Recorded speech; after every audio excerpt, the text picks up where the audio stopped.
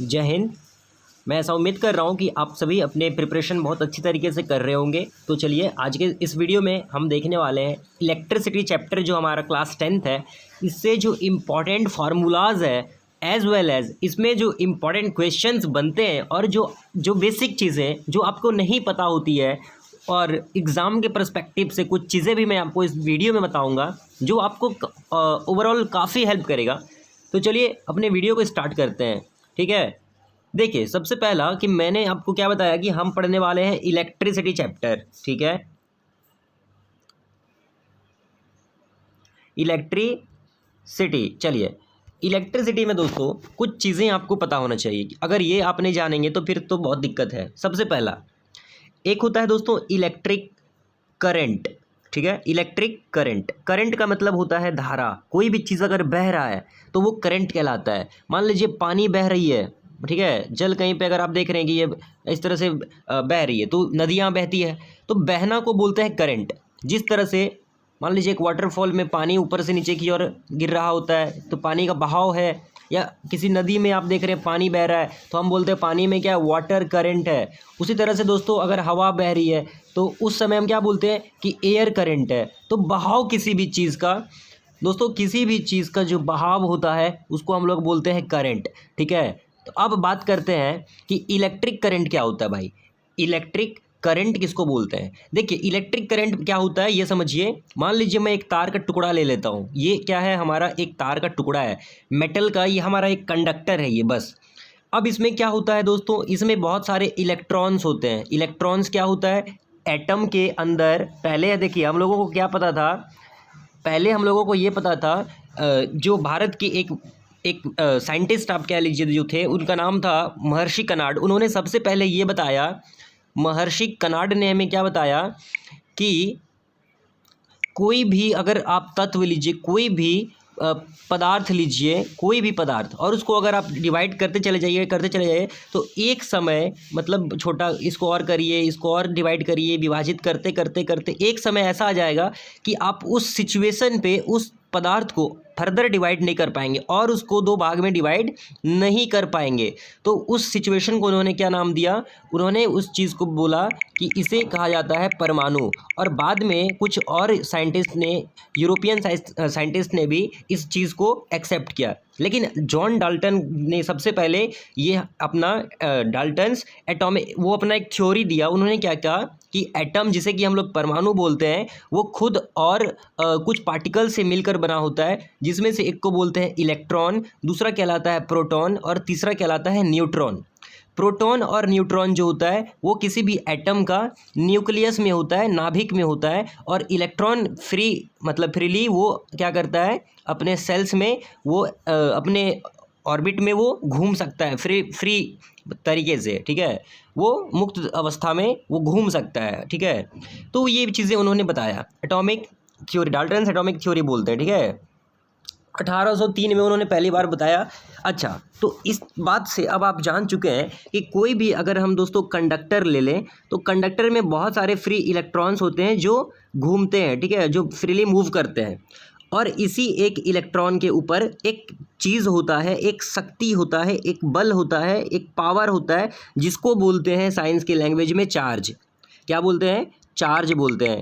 Charge क्या होता है दोस्तों? चार्ज एक फोर्स है। चार्ज क्या है? एक ताकत है। किसका ताकत है? इलेक्ट्रॉन का ताकत है।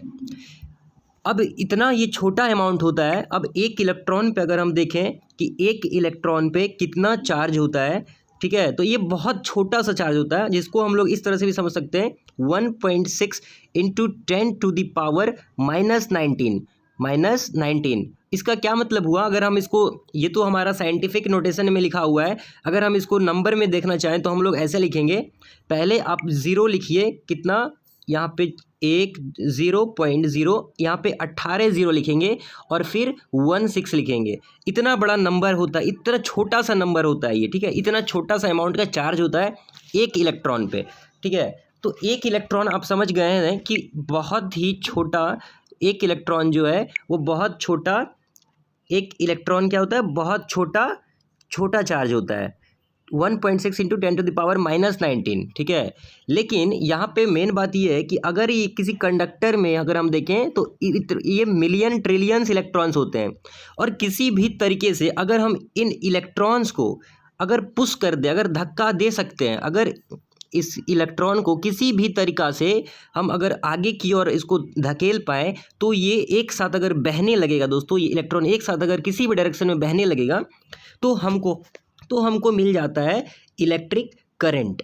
क्या मिल जाता है? इलेक्ट्रिक करंट मिल जाता है। और इसी इलेक्ट्रिक करंट का यूज़ करके हम अपने बहुत सारे जो डिवाइसेस है उसको ईजिली चला सकते हैं। ये बेसिकली कंसेप्ट होता है। इसी ताकत को हम लोग बोलते हैं चार्ज, ठीक है, आवेश जिसको बोलते हैं। और चार्ज का अगर हम देखें एसआई यूनिट क्या होता है, तो इसको नापा जाता है कूलॉम में। कूलॉम कौन थे? एक साइंटिस्ट थे, उन्हीं के सम्मान में जो चार्ज का नाम है, एसआई यूनिट है, हम लोग कूलॉम बोलते हैं। इसको सी से, कैपिटल सी से इंडिकेट किया जाता है चार्ज को, ठीक है। अब ये चीज़ आपको समझ में आ गया है। अब बात करते हैं कि इलेक्ट्रिक करंट, ठीक है, जिसको हम लोग आई से इंडिकेट करते हैं इलेक्ट्रिक करंट को, ये कैसे निकाला जाता है। देखिए, मान लीजिए यहाँ पे ट्रिलियंस, मिलियन ट्रिलियंस यहाँ पे इलेक्ट्रॉन फ्लो करेंगे, ठीक है, एक तो है नहीं। तो अगर आप इस मान लीजिए यहाँ पे हम एक जाल लगा देते हैं। अब हम ये नोटिस करना चाहते हैं, एक क्रॉस सेक्शन एरिया एक ले लेते हैं, और हम ये देखेंगे कि एक सेकेंड में कितने इलेक्ट्रॉन्स इस बॉर्डर से पार कर रहा है, इस क्रॉस सेक्शन एरिया से पार कर रहा है, ठीक है। कितने कूलॉम इस क्रॉस सेक्शन एरिया से पार कर रहा है, ठीक है, एक सेकेंड में। और ये चीज़ अगर हमको पता चल जाए कि भाई एक सेकंड में हमारा इस क्रॉस सेक्शन एरिया से कितने इलेक्ट्रॉन इस ओर पार कर रहा है, तो इसी को हम बोलेंगे कि इलेक्ट्रिक करंट जो होता है ये होता है कूलॉम पर सेकेंड। नहीं समझ में आया? इलेक्ट्रिक करंट निकालने का तरीका है कूलॉम पर सेकेंड, मतलब कितने कूलॉम एक सेकेंड में निकल रहा है। इसे ही हम लोग बोलते हैं, कूलॉम को बोलते हैं सी, मतलब ऐसा यूनिट कूलॉम, और ये क्यू को मतलब हुआ चार्ज, ठीक है, और एस का मतलब हुआ टाइम, ठीक है। तो ये हो गया हमारा इलेक्ट्रिक करंट निकालने का फार्मूला, ठीक है। तो अगर आपको कभी अगर क्वेश्चन पूछा है कि अगर हमारा आई आपके पास दिया है, आपको टाइम दिया है, तो क्यू अगर पूछ ले तो आप कैसे निकालेंगे? तो आप सिंपली क्या करेंगे, आप लगाएंगे I equal to Q upon T, I बराबर क्यू बाई टी। ये होता है इलेक्ट्रिक करंट निकालने का फार्मूला, ठीक है। ये बातें आपको समझ में आ गई। चलिए अब दूसरी बातों को समझिए। एक होता है पोटेंशियल डिफरेंस। पोटेंशियल डिफरेंस क्या होता है? बहुत लोगों को ये चीज़ फील आ ही नहीं पाता है, ठीक है। तो पोटेंशियल डिफरेंस क्या होता है? इसी को हम लोग एक और नाम से जानते हैं, इसी को बोला जाता है वोल्टेज। क्या बोलते हैं? वोल्टेज बोलते हैं। Potential difference is equal to voltage. अब वोल्टेज कितना होता है कैसे पता करें? देखिए, अब होता क्या है, मान लीजिए हम एक बैटरी ले लेते हैं, ठीक है। एक बैटरी अगर हम ले लें, मान लीजिए ये हमारा एक बैटरी है, और यहाँ पे हमने एक बल्ब को कनेक्ट कर दिया, ठीक है। ये है डायरेक्शन ऑफ करंट। अब एक चीज़ तो यहाँ पे मैं आपको ये बताना चाहूँगा कि मान लीजिए ये जो हमारा बैटरी है वो 9 वोल्ट का, अगर आप देखते होंगे बैटरी सब पे लिखा है 9 वोल्ट, 12 वोल्ट, ठीक है, 120 वोल्ट। तो ये वोल्ट ये बताता है कि ये पॉजिटिव हमारा है और ये नेगेटिव टर्मिनल है। तो पॉजिटिव और नेगेटिव टर्मिनल के बीच का जो डिफरेंस है, जो इसके पावर में डिफरेंस है, वो 9 वोल्ट का है। अब वोल्ट तो मापने के लिए यूज़ करते हैं, ठीक है, जैसे आलू को हम लोग किलो में मापते हैं, उसी तरह से इस डिफरेंस को, इस पावर के डिफरेंस को बोलते हैं 9 वोल्ट। मतलब यहाँ से अगर कोई इलेक्ट्रॉन मतलब अगर पास कर रहा है, तो जितना एनर्जी इसके पास है इस वाले प्लेस पे, इधर ये वाला 9 वोल्ट इसका पावर इसके तुलना में अधिक है, ठीक है। ये कहलाता है पोटेंशियल डिफरेंस। इस एनर्जी के साथ इलेक्ट्रॉन्स पास कर रहे हैं, ठीक है, और इधर आते आते इसका जो डिफरेंस है वो कितना हो जाएगा? वो 9 वोल्ट का हो जाएगा। मतलब ये 9 अगर है तो ये 0 है, तब अगर देखें तो 9 माइनस 0 कितना हो जाएगा? 9 वोल्ट। तो डिफरेंस ये होता है, ठीक है, वो पावर है।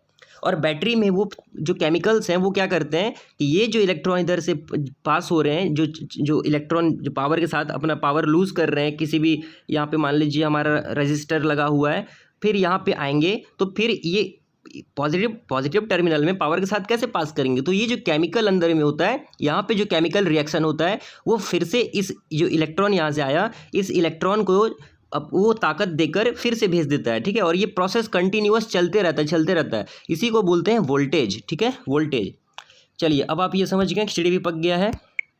चलिए एक बात आपको आया होगा समझ में, दूसरी बात मैं आपको बताता हूँ। इससे रिलेटेड एक जो टर्म है, एक होता है दोस्तों सीरीज कनेक्शन, ठीक है, सीरीज, और एक होता है पैरेलल, सीरीज और पैरेलल। अब देखिए सीरीज मतलब हुआ क्या, मान लीजिए अगर आपके पास एक इलेक्ट्रिक सर्किट है, सर्किट प्लस और ये छोटा, प्लस ये बड़ा वाला होता है, माइनस को छोटा वैसे हम दिखा देते हैं, ठीक है। ये एक अगर हमारा सर्किट है, मान लीजिए यहाँ पे हमने एक बल्ब को जोड़ रखा है, तो डायरेक्शन ऑफ करंट क्या होता है, पॉजिटिव टर्मिनल से नेगेटिव टर्मिनल, ये। लेकिन एक्चुअल में असलियत में होता क्या है कि हमारा जो करंट फ्लो करता है वो नेगेटिव टर्मिनल से होते हुए पॉजिटिव टर्मिनल की ओर जाता है। नेगेटिव से पॉजिटिव होता है। इलेक्ट्रॉन कैसे फ्लो करेगा, ऐसे फ्लो करेगा, लेकिन हम पढ़ते क्या है, ऐसे।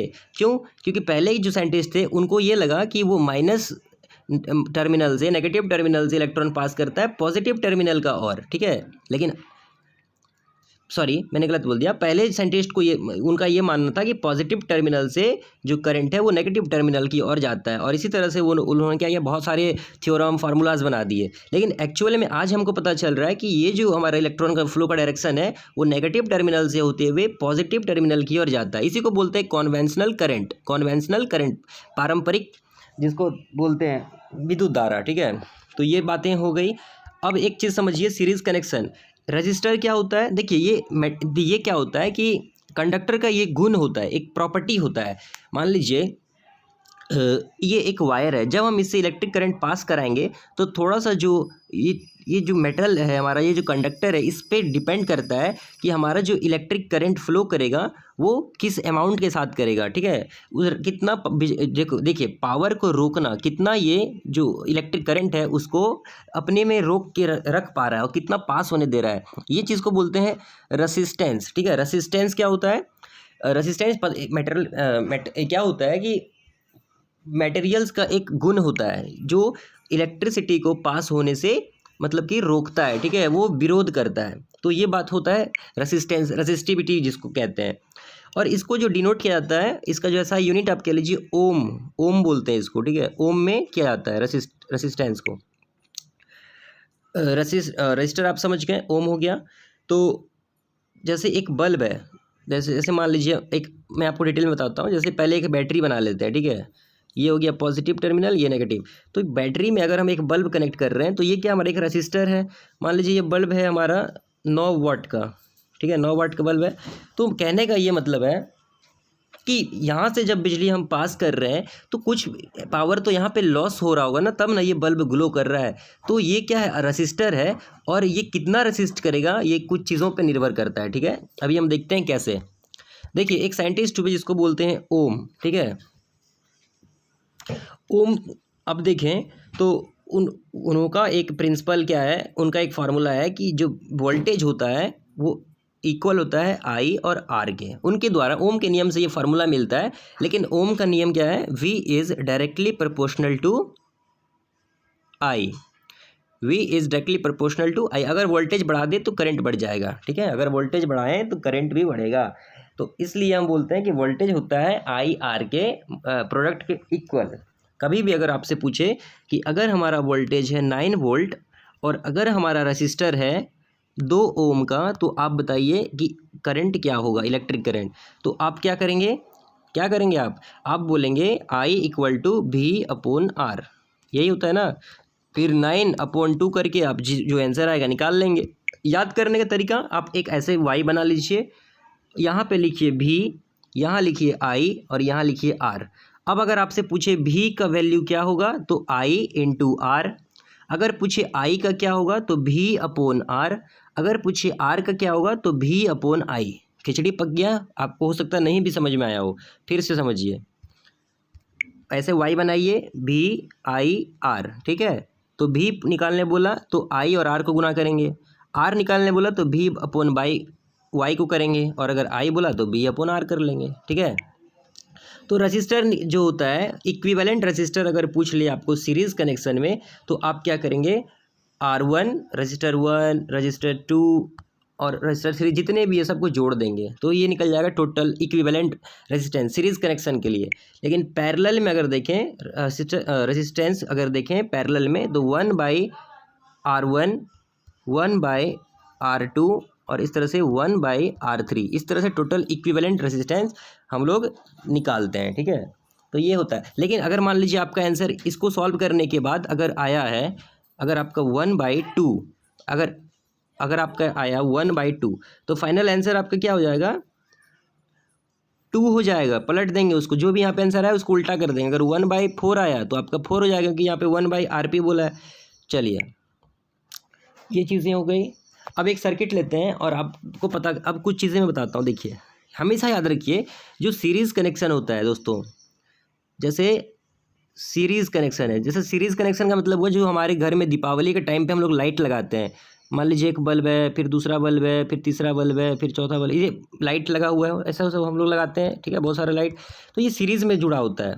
कैसे हम बोलेंगे सीरीज़ में, मान लीजिए अगर ये पहले समझिए रजिस्टर को हम लोग इस तरह से दिखाते हैं। ठीक है, जिगजैग लाइन से। तो अगर ये सर्किट को देखिए इसका जो टेल है मतलब पूंछ है और इसका ये सर है। ठीक है, ये पूंछ हो गया और ये इसका सर है, तो इसका पूंछ इसके सर से जुड़ा है। ठीक है, ये फिर यहाँ पे अगर हम और एक रेसिस्टर बना दें तो इसका पूंछ इसका सर से बना है, मतलब कि जुड़ा हुआ है। ये कहलाता है सीरीज़ में। इस चीज़ को आप देख सकते हैं, आप इस पिक्चर को भी, डायग्राम को भी देख के समझ सकते हैं। इस सिचुएशन को बोलते हैं कि ये हमारा सीरीज़ में है। और सीरीज़ कनेक्शन में हमेशा दोस्तों याद रखिएगा वोल्टेज जो होता है वो वोल्टेज अलग अलग होता है, नॉट सेम। वोल्टेज हमेशा अलग अलग होता है, नॉट सेम। लेकिन करंट आई हमेशा सेम होता है। सीरीज कनेक्शन में करंट हमेशा सेम होता है लेकिन वोल्टेज सेम नहीं होता है, ये याद रखिएगा हमेशा। और पैरेलल कनेक्शन में करंट जो होता है वो सेम नहीं होता है, लेकिन वोल्टेज हमेशा सेम होता है। पैरेलल में याद रखिए, ये पैरेलल के लिए मैं कह रहा हूँ, पैरेलल कनेक्शन में करंट सेम नहीं होता है लेकिन वोल्टेज सेम होता है। और सीरीज़ में करंट जो होता है वो सेम होता है लेकिन वोल्टेज सेम नहीं होता, एक दूसरे का उल्टा है। याद रखिएगा, ये पूछ लेता है एग्जाम में। ठीक है दोस्तों, करंट को जो मापा जाता है किस डिवाइस से, इलेक्ट्रिक करंट को मापने के लिए एमीटर का यूज़ हम लोग करते हैं। ठीक है, एमीटर एक डिवाइस होता है। और एक होता है वोल्टेज को नापने के लिए हम लोग वोल्ट मीटर को यूज़ कर लेते हैं। अब आपसे ये भी पूछ लेगा एमीटर को सीरीज कनेक्शन में जोड़ते हैं या पैरेलल में, तो ये आप देख लीजिए ठीक है खुद से। तो एमीटर और वोल्ट मीटर, वोल्टेज के लिए वोल्ट मीटर, करंट के लिए एमीटर। ठीक है, अब देखिए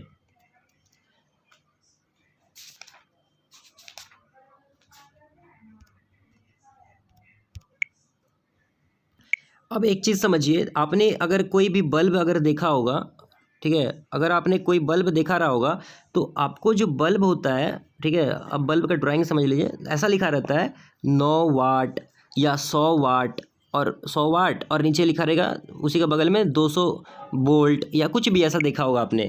तो इसका क्या मतलब हुआ, अगर मान लीजिए आपको एक क्वेश्चन दिया रखा है कि एक बल्ब है और ये जो है 100 वाट और 200 वोल्ट इस पे प्रिंटेड है। एक बल्ब है, इलेक्ट्रिक बल्ब है जिसके ऊपर 100 वाट 200 वोल्ट मतलब प्रिंट लिखा हुआ है, ये अंकित है। ठीक है, आपसे पूछा गया है इस बल्ब का प्रतिरोध बताइए। प्रतिरोध को आर से सूचित करते हैं, रेसिस्टेंस। ठीक है, आर क्या होगा, इस क्वेश्चन का स्क्रीनशॉट ले लीजिए। अब मैं मिटाने वाला हूँ क्योंकि जगह है नहीं। तो इस कंडीशन में क्या करेंगे, आपको एक फार्मूला याद रखना है कि जो पावर डिपिसेटेड होता है, मतलब कोई भी चीज़ को अगर हम इलेक्ट्रिसिटी दे रहे हैं तो कितना खपत हो रहा है, पावर उसमें कितना खपत हो रहा है, ठीक है, डिपिसेटेड हो रहा है, तो P = V²/R। ये एक फार्मूला होता है, V²/R। इसको याद रखिए। तो पावर इस क्वेश्चन में अगर आप देखें तो छोटा सा लिख लेते हैं, P = V²/R। तो इस क्वेश्चन के हिसाब से पावर हमारा दे रखा है, कितना दे रखा था, 100 वाट। पावर को वाट में मापते हैं, 100 वाट जो बराबर V², वोल्ट कितना था, 200 वोल्ट था। और इसका स्क्वायर करेंगे और नीचे में क्या करेंगे आर तो निकालने के लिए बोला गया है। तो अब अगर इसको आप सॉल्व करें तो 200 का जो स्क्वायर करेंगे तो हो जाएगा कितना 40,000 हो जाएगा। नीचे में आर है और इधर अगर देखें तो 100 है, इसके नीचे कुछ नहीं तो 1 बाई क्रॉस मल्टीप्लाई कीजिए और आर का अगर आप वैल्यू निकालेंगे तो यहाँ पे हो जाएगा 40,000 बाई 100। तो काट देंगे इसको तो कितना हो जाएगा आंसर, हमारा जो आंसर आएगा वो होगा 400 ओम। ठीक है, तो ये एक फार्मूला मैंने आपको दिखा दिया कि कभी भी पावर निकालने, अगर पावर डिप्रिसिएटेड है, अगर आपको कुछ इन तीनों में से 3 चीज़ में से 2 चीज़ दिया है तो तीसरा निकल जाता है। तो यहाँ पे पावर निकालने के लिए आप फार्मूला यूज़ करेंगे V² बाई आर। ठीक है, power depreciated is equal to voltage square time of volt upon R, ये याद रखेंगे। ठीक है, एक और कभी कभी क्या होता है हीट पूछ लेता है कि हीट कितना मतलब कि प्रोड्यूस हो रहा है, तो इस कंडीशन में आप एक फार्मूला और याद रखिए I² RT, I² RT। ठीक है, तो I का वैल्यू, R का वैल्यू, T का वैल्यू अगर है तो हीट निकल जाएगा, या हीट दिया है तो इन दो में से कोई 2 दिया है तो एक तीसरा खुद निकल जाएगा। तो ये 3-4 फार्मूला है, आपको याद रखना है। और एक क्वेश्चन देख लीजिए, देखिए ओम का नियम अगर देखें, ओम्स लॉ के अकॉर्डिंग क्या होता है, भी जो होता है वो IR के बराबर होता है। ये क्वेश्चन पूछ लेगा ओम्स लॉ के अनुसार, according to Ohm's law V is equal to IR या V is directly proportional to I। ठीक है, अब देखिए दोस्तों एक क्वेश्चन है, एक क्वेश्चन बोला है कि डायनेमो जो होता है, जो हमारा जनरेटर होता है, डायनेमो वो किस तरह से एनर्जी को कन्वर्ट करता है। तो डायनेमो क्या करता है, वो हमारा मैकेनिकल एनर्जी को कन्वर्ट करता है इलेक्ट्रिकल एनर्जी में, मैकेनिकल को कन्वर्ट कर देता है इलेक्ट्रिकल एनर्जी में। ठीक है, याद रखिएगा, मैकेनिकल को इलेक्ट्रिकल में डायनेमो चेंज करता है। बहुत बार पूछा भी गया है, प्रीवियस ईयर भी पूछा गया है कि डायनेमो कन्वर्ट करता है किससे किस।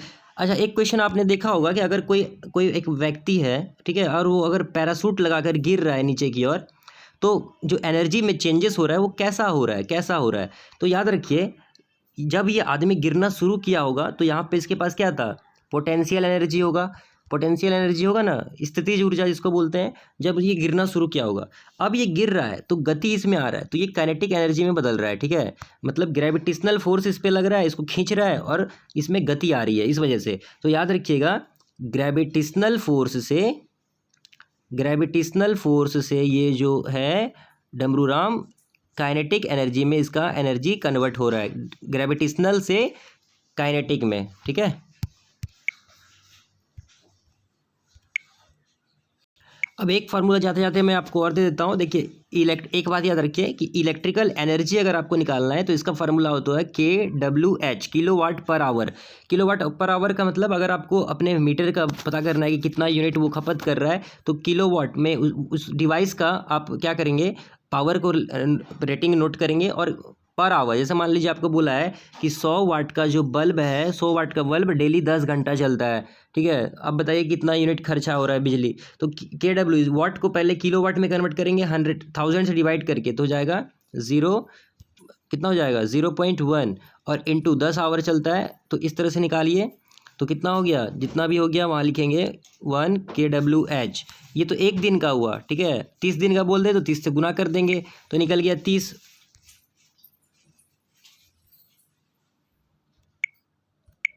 तो अगर 30 डेज़ का बोल दे तो 30 डेज़ को गुना कर देंगे कितना से, 1 से, तो ये हो गया 30 किलोवाट आवर। अब अगर 3 रुपये के दर से अगर यूनिट का चार्ज है तो 30 को 3 से गुना कर देंगे, 90 रुपये आपका बिजली बिल उठेगा। ठीक है, तो इस तरह से कुछ फार्मूला ये आपको मैंने समझाया है, कुछ चीज़ें बेसिक चीज़ें समझाई है। अब मैं आपको इस वीडियो के एंड में एक डिस्क्रिप्शन में एक PDF दे रहा हूँ, जिससे आप क्वेश्चन पढ़िए और फिर हम लोग उसका, अगर आपसे नहीं वो होगा तो फिर मैं आपको उसका सॉल्यूशन के साथ कराऊंगा। तो दोस्तों मिलते हैं नेक्स्ट वीडियो के साथ। Till then take care and goodbye, जय हिंद।